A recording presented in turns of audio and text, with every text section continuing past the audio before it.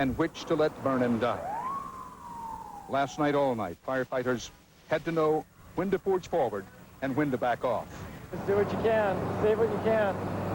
So you can't save all of them, though? No, just the ones that aren't burning. The ones that are burning, you gotta kind of reluctantly let them go. Firefighters in Malibu last night were whipped by the angry Santa Ana winds.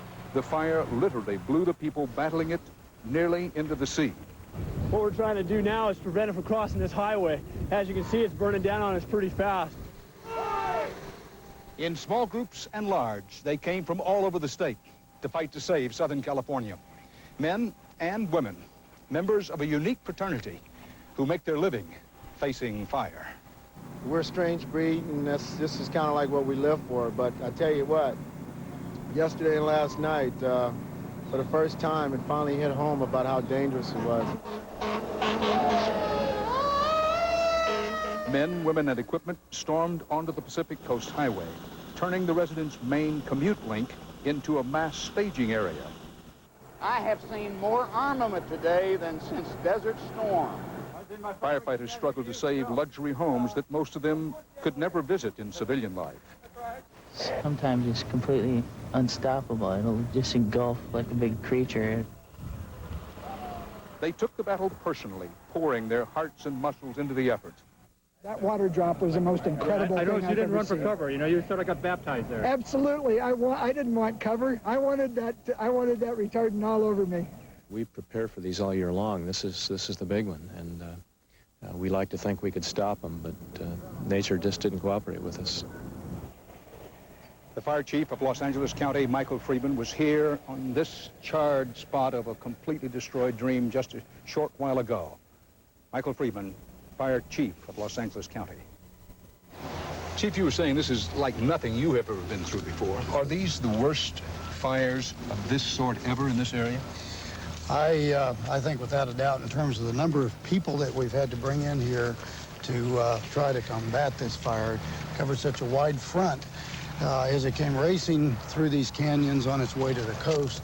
At the same time, it was moving in a lateral direction to our east and also to the west.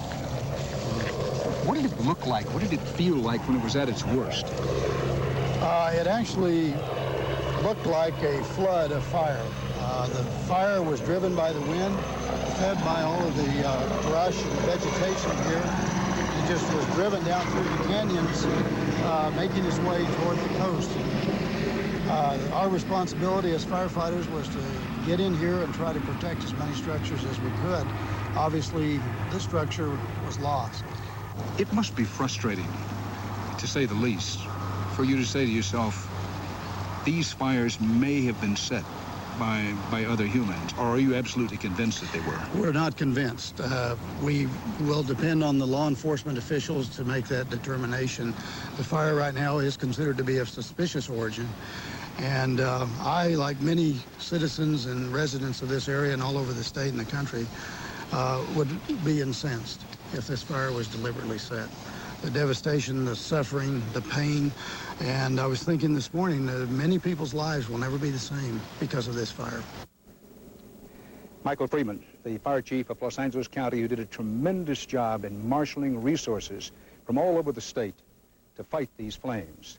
Tomorrow's headlines: 200+ homes confirmed destroyed in these new western wildfires. Tens of thousands of acres, this is new acreage, destroyed. One unconfirmed death reported, but officially no deaths confirmed over the past week, incredibly. It's hopeful at the moment, Connie, that this will be a long